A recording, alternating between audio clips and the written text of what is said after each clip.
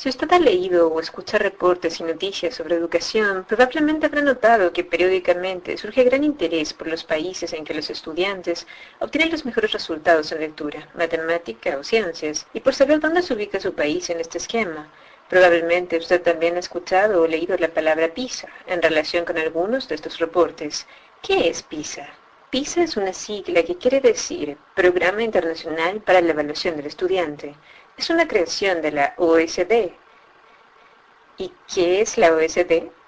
Es otra sigla que quiere decir Organización para la Cooperación y el Desarrollo Económico.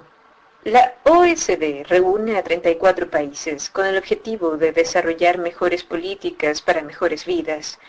A finales de los años 90, los países miembros de la OSD propusieron la idea de medir si los jóvenes de 15 años en el mundo están bien preparados para participar en la sociedad.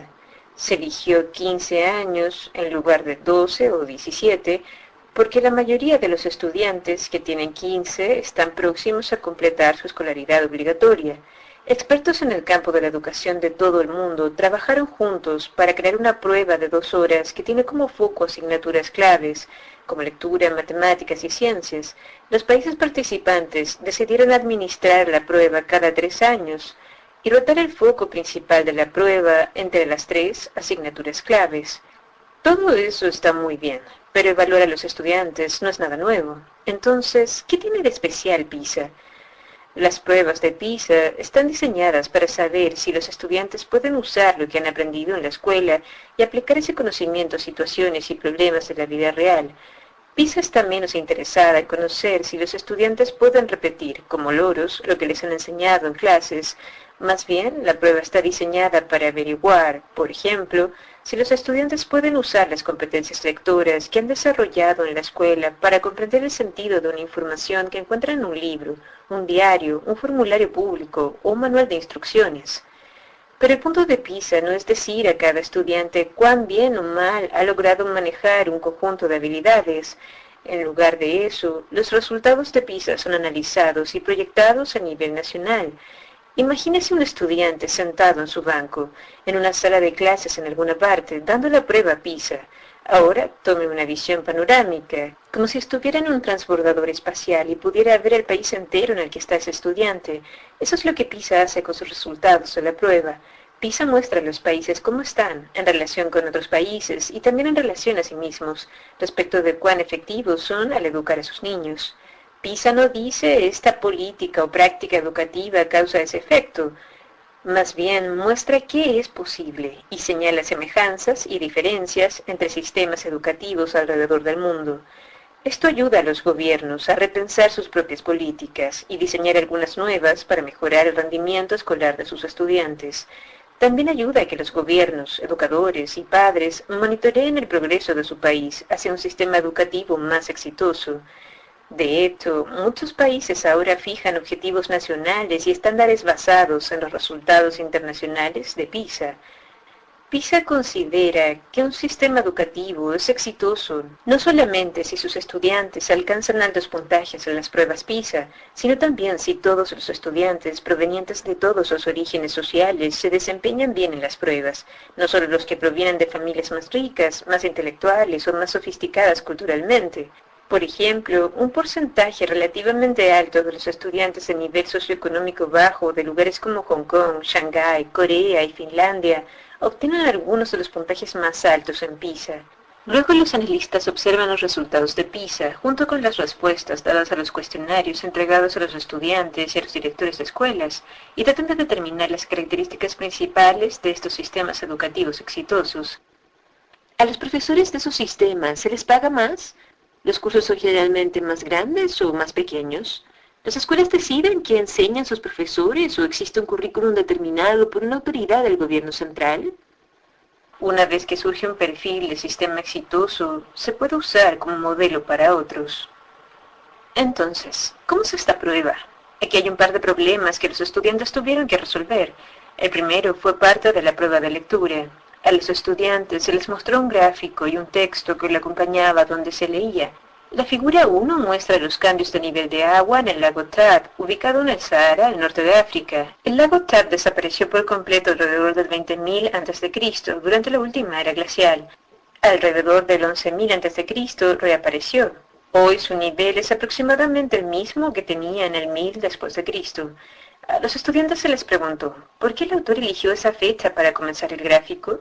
Esta fue considerada una pregunta difícil. De hecho, solo el 37% de los estudiantes en el conjunto de los países OECD la respondió correctamente. Esos estudiantes mostraron una habilidad no solo para leer, sino para pensar acerca de lo que leyeron y sacar algunas conclusiones de eso. Ellos dedujeron que la razón para que el gráfico comenzara alrededor del año 11.000 a.C. es porque fue entonces cuando el lago Chad reapareció después de haber desaparecido completamente durante la Edad del Hielo. El segundo problema fue parte de la prueba de matemática. Se presenta la siguiente situación.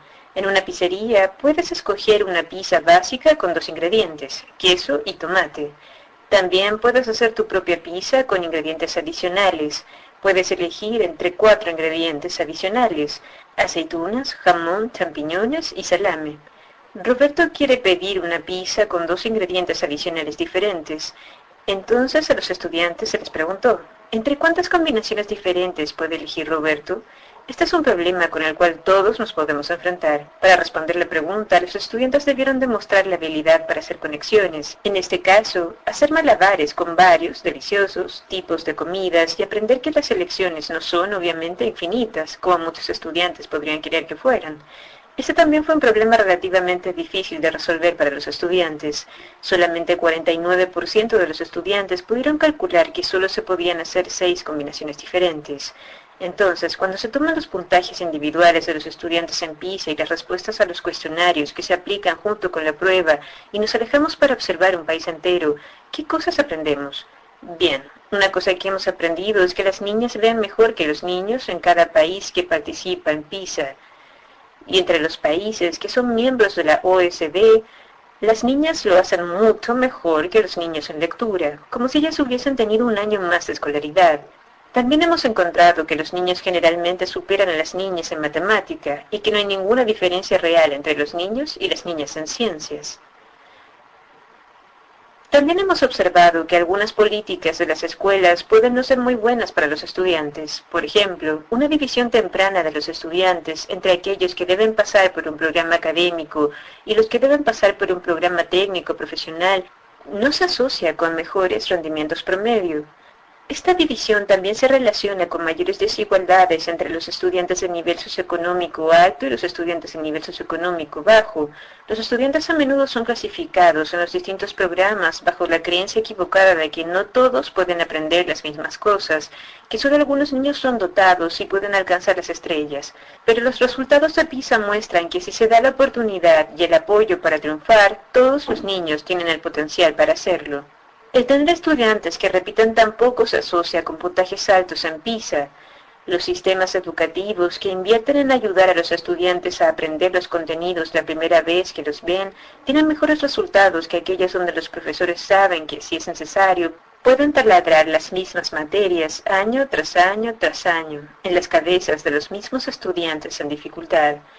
Como se mencionó anteriormente, las escuelas más exitosas según PISA son aquellas cuyos estudiantes lo hacen bien sin importar de dónde provienen. Aún así, los resultados de PISA muestran que el origen familiar tiene una influencia importante en el éxito de los estudiantes en la escuela. En muchos sentidos, este hallazgo es bastante obvio para todos. Sabemos, por ejemplo, que a los 3 años, los niños de familias de nivel socioeconómico alto están expuestos a un mayor número de palabras que sus pares de nivel socioeconómico bajo. De hecho, un estudio reciente en Estados Unidos estableció que esa diferencia es de alrededor de 30 millones de palabras. En general, si no hay libros en la casa o si los niños no ven a sus padres leyendo, ellos estarán menos interesados en leer. Los resultados de PISA también muestran que, independientemente de su propio origen socioeconómico, los estudiantes que asisten a escuelas donde la mayoría de sus compañeros provienen de un nivel socioeconómico bajo, tienden a tener peores resultados que los estudiantes que asisten a las escuelas con compañeros de nivel socioeconómico relativamente más alto, ¿Por qué sucede esto? Pues bien, hay varias razones posibles. Por ejemplo, PISA encontró que en la mayoría de los países de la OECD, los estudiantes de nivel socioeconómico bajo tienen acceso al mismo número de profesores, o a veces incluso a más profesores que sus pares de nivel socioeconómico alto. El problema, sin embargo, es que mayor cantidad no significa necesariamente mejor calidad. De hecho, los mejores profesores se encuentran a menudo en escuelas donde asisten estudiantes de nivel socioeconómico alto, los que generalmente igual rinden bien, y no en escuelas con estudiantes de nivel socioeconómico bajo, donde se necesitan desesperadamente profesores de alta calidad. Los gobiernos alrededor del mundo pueden inspirarse en dos hallazgos significativos de PISA. El primero es que un país no tiene que ser rico para proporcionar educación de alta calidad a sus estudiantes. Por ejemplo, Shanghái y Polonia tienen promedios en lectura por sobre el promedio de la OECD, pero están por debajo del promedio de la OECD en cuanto a medidas de riqueza nacional, y el ranking PISA de un país no está tallado en piedra. Las tendencias en PISA han relevado la gran capacidad de todos los países para mejorar. Países tan diversos como Chile, Alemania, Polonia y Portugal, entre otros, mostraron mejoras en el rendimiento de los estudiantes en lectura entre 2000 y 2009.